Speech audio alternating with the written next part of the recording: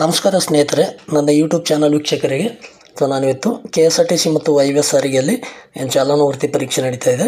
ಅದಕ್ಕೆ ಸಂಬಂಧಪಟ್ಟ ಹಾಗೆ ಕೆಲವು ಅಭ್ಯರ್ಥಿಗಳು ಸೆನ್ಸರ್ ಯಾವ ಥರ ವರ್ಕ್ ಮಾಡ್ತಾರೆ ಅಂತೆಲ್ಲ ಕೇಳ್ತಾ ಇದ್ರು. ಅದಕ್ಕೋಸ್ಕರ ಒಂದು ಡೆಮೋ ಹಾಕಿದ್ದೀನಿ. ನೀವು ನೋಡ್ಬೋದು.